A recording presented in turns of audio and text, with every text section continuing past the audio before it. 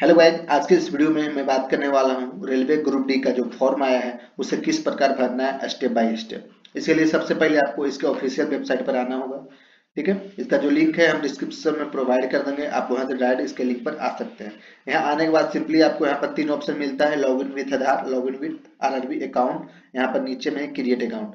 जिन लोगों ने RRB group D यानी इसका आरआरबी वेबसाइट पे रजिस्ट्रेशन कर रखा है तो वो सिंपली लॉगिन विथ आधार या लॉगिन विथ आरआरबी अकाउंट से लॉगिन करके फॉर्म फिलअप कर सकते हैं। और अभी तक जिन लोगों का अभी तक अकाउंट क्रिएट नहीं हुआ, अभी तक रजिस्ट्रेशन यानी ओटीआर नहीं हुआ है, तो वो सिंपली क्रिएट एन अकाउंट पर क्लिक करेंगे। तो हम यहाँ पर शुरुआत से फॉर्म भरेंगे। ठीक है, तो सबसे पहले आपको क्रिएट एन अकाउंट पर क्लिक करना होगा। यहाँ आने के बाद सिंपली आपको ओके पर क्लिक करना है। इसके बाद यहाँ पर आपको फर्स्ट ऑप्शन है नेशनलिटी, नेशनलिटी सिलेक्ट करना है। उसके बाद फुल नेम आपको लिखना है, फिर रीटाइप आपको फुल नेम करना है। उसके बाद पूछ रहा है have you change your name, क्या आपने कभी अपना नाम चेंज किया है। ठीक है, अगर किए हैं तो यस करना है, नहीं तो सिंपली आपको नो कर देना है। उसके बाद यहाँ पर आपको डेट ऑफ बर्थ लिखना है, जो कि आपका मैट्रिक के मार्कशीट के अनुसार होना चाहिए या सर्टिफिकेट के अनुसार। ठीक है, उसी तरह यहाँ पर आपको रीटाइप कर देना है, डेट ऑफ बर्थ दोबारा लिख लेना है। उसके बाद यहाँ पर आपको जेंडर सिलेक्ट करना है, आपका मेल फीमेल ट्रांसजेंडर जो भी है यहाँ पर सिलेक्ट कर लेंगे।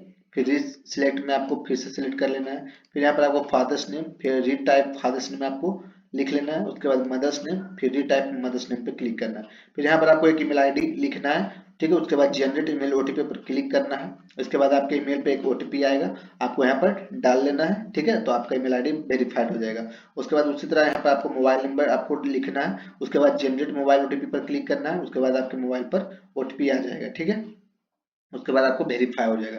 इसके बाद यहाँ पर नीचे है verification through digi locker, verification through आधार कार्ड। ठीक है, तो यहाँ पर आपको ऑप्शन मिल जाता है, अगर डिजी लॉकर से आप चाहते हैं वेरिफिकेशन करना तो डिजी लॉकर चूज कर सकते हैं। आपके लिए बेस्ट रहेगा वेरिफिकेशन थ्रू आधार कार्ड। ठीक है, तो सिंपली आपको आधार कार्ड पे क्लिक करना है। उसके बाद यहाँ पर आपको आधार नंबर लिखना है। उसके बाद यहाँ पर आपको ओटीपी जनरेट आधार ओटीपी पर क्लिक करना है, तो आपके मोबाइल पे ओटीपी आएगा जो आधार कार्ड में जुड़ा हुआ नंबर है उसी पे आएगा। ठीक है, आपको इस बात का ध्यान रखना है, जो आधार कार्ड में नंबर जुड़ा हुआ है उसी पर ओटीपी आएगा आधार कार्ड का। तो यहाँ पर आपको डाल लेना है, उसके बाद वेरीफाई पर क्लिक कर देना है।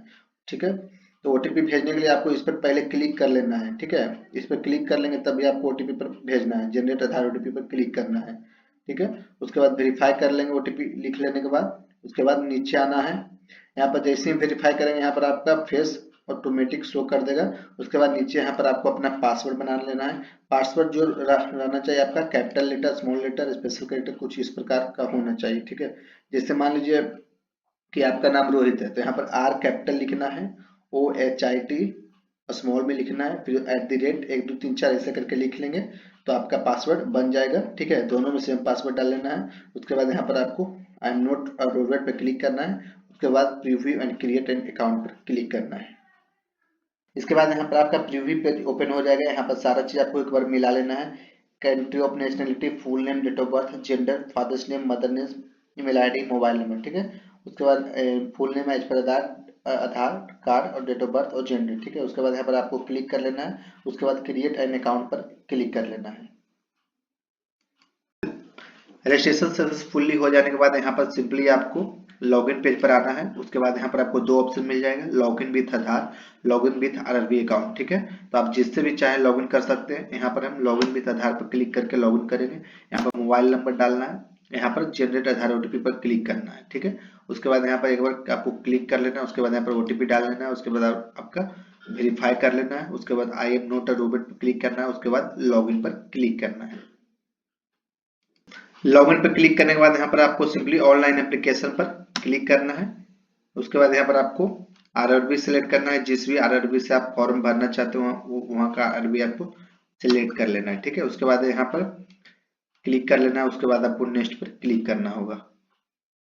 नेक्स्ट ऑप्शन में आपका यहाँ पर आपको मैरियल स्टेटस पूछ रहा है, यहाँ पर बताना है मैरिड या अनमैरिड है। फिर यहाँ पर आपको रिलीजन सिलेक्ट करना है, जिस भी रिलीजन से यानी बिलोंग करते हैं। उसके बाद यहाँ पर आपका मातृभाषा चॉइस करना है। उसके बाद यहाँ पर आपका लैंग्वेज पूछा जाएगा कि आप एग्जाम किस लैंग्वेज में देना चाहते हैं। फिर यहाँ पर आपको पहचान चिन्ह बताना है, कटा छटा का निशान जो भी है आपके बॉडी पे वो यहाँ पर बताना है। फिर यहाँ पर दूसरा पहचान चिन्ह आपका पूछा जा रहा है, वहाँ आप यहाँ पर आपको लिख लेना है। उसके बाद यहाँ पर आपको कम्युनिटी सिलेक्ट करना है, SC ST OBC EWS जिस भी कैटेगरी से आप बिलोंग करते हैं यहाँ पे सिलेक्ट कर लेना है। ठीक है, जैसे कि आप मान लीजिए ओबीसी से बिलोंग करते हैं। ठीक है, तो यहाँ पर आपको क्लिक करना है। अगर नॉन क्रीमी लेयर सर्टिफिकेट आप लगाना चाहते हैं तो आपको ओबीसी नॉन क्रीमी लेयर पर क्लिक करना होगा। उसके बाद आई अंडरस्टैंड डिग्री पर क्लिक करना है। उसके बाद यहाँ पर आपको जाति का नाम बताना होगा, ठीक है, लिखना है। उसके बाद यहाँ पर सर्टिफिकेट नंबर लिखना है। यहाँ पर आपको इशू अथॉरिटी पूछ रहा है किसके द्वारा इशू किया गया है। उसके बाद community certificate, date of issue, इसमें आपको ध्यान देना होगा कि जो आपका सर्टिफिकेट जो बना होना चाहिए ये आपका अप्रैल में 1 अप्रैल 2025 के बाद का बना होना चाहिए, ठीक है। अगर इससे पुराना का है तो आप जल्द से जल्द बनवा लें, क्योंकि आपका 1 अप्रैल 2025 से पहले के ओबीसी एनसीएल नहीं लगेगा। ये बात आपको ध्यान में रखना है, ठीक है। 1 अप्रैल 2005 के आपका बाद का 1 अप्रैल 2025 के बाद का आपका ओबीसी बना हुआ होना चाहिए, ठीक है। यहाँ पर आपको डेट ऑफ इशू सिलेक्ट कर लेना है। उसके बाद नीचे यहाँ पर आपका स्टेट चॉइस करना है, फिर डिस्ट्रिक्ट, जिस भी डिस्ट्रिक्ट से आप बिलोंग करते हैं। यहाँ पर आपको गांव, पोस्ट, थाना जो भी अपना यहाँ पर लिख लेंगे, जो भी है अपना लिख लेंगे। उसके बाद nearest railway station, nearest city है तो नियरेस्ट सिटी यहाँ पर आपको लिख लेना है। उसके बाद पिन कोड आपका बताना है। अगर आपका प्रेजेंट एड्रेस और परमानेंट एड्रेस दोनों सेम रहता है तो आपको यहाँ पर सिंपली क्लिक कर देना है। उसके बाद आपका दोनों एड्रेस फिलअप हो जाएगा। उसके बाद सेव पर क्लिक कर देना है। उसके बाद नेक्स्ट पर क्लिक करना है। उसके बाद यहाँ पर आपको फर्स्ट ऑप्शन मिल जाएगा, are you an ex serviceman. अगर आप एक्स सर्विसमैन से बिलोंग करते हैं तो यस करना है, नहीं तो सिंपली नो पर क्लिक करना है। उसके बाद are you person with benchmark disability. अगर आप विकलांग कैटेगरी से आते हैं तो यस करना है, नहीं तो सिंपली नो पर क्लिक करना है। उसके बाद स्क्राइब डिटेल्स, आपको अगर लिखने में दिक्कत है कुछ तो तभी आपको यस करना है, नहीं तो सिंपली आपको नो पर क्लिक करना है। इसके बाद are you eligible to available, यहाँ पर आपको अगर इनकम आपका 50,000 से कम है तभी आपको यहाँ पर यस करना है, नहीं तो सिंपली आपको नो पर क्लिक करना है।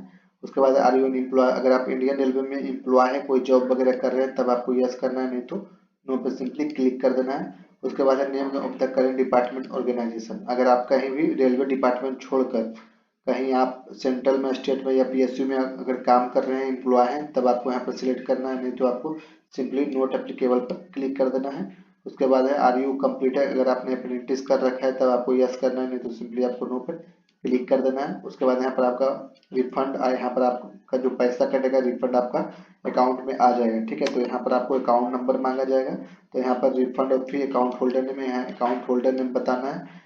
फिर से यहाँ पर आपको अकाउंट नंबर लिखना है, फिर से दोबारा यहाँ पर अकाउंट नंबर लिखना है। उसके बाद यहाँ पर आपको एफएससी कोड लिखना है। उसके बाद कन्फर्म क्लिक कर देंगे तो यहाँ पर आपका बैंक का नाम और बैंक का एड्रेस आ जाएगा। उसके बाद सेव पर क्लिक करना है। उसके बाद नेक्स्ट पर क्लिक कर देना है।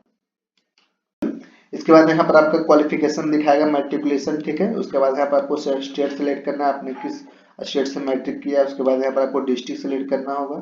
उसके बाद यहाँ पर आपको बोर्ड बताना होगा, कौन से बोर्ड से आपने किया है। उसके बाद यहाँ पर डेट ऑफ पासिंग लिखना है, कब आपने मैट्रिक पास किया है। उसके बाद यहाँ पर आपको रोल नंबर टाइप करना है मैट्रिक का। उसके बाद यहाँ पर आपको सर्टिफिकेट का सीरियल नंबर यहाँ पर आपको लिखना होगा। उसके बाद सिंपली ऐड पर क्लिक करना है।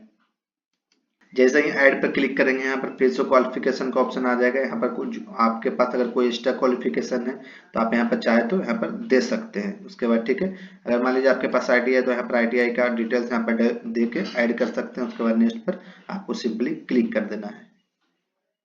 जैसे ही नेक्स्ट पर क्लिक करेंगे यहाँ पर आपसे पहले आपको लाइव फोटो मांगा जाएगा, ठीक है। लाइव फोटो का कुछ इंस्ट्रक्शन यहाँ पर दिया गया है, यहाँ पर आप पहले इसे पढ़ लेंगे।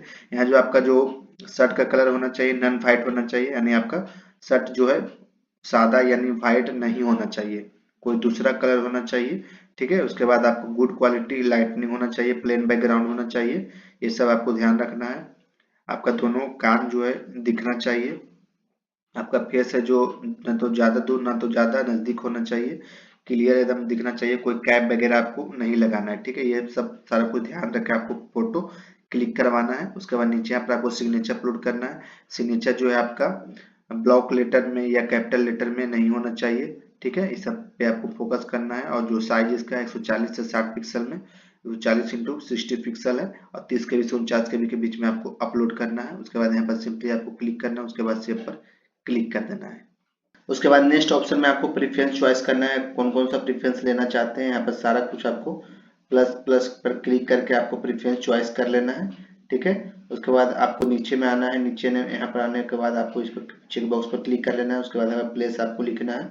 उसके बाद यहाँ आपको सिग्नेचर दिख जाएगा। उसके बाद आपको प्रीव्यू एप्लीकेशन करके प्रीव्यू देख लेना है। उसके बाद आपको पेमेंट कर लेना है। वीडियो अच्छा लगे तो लाइक शेयर एंड सब्सक्राइब जरूर करें।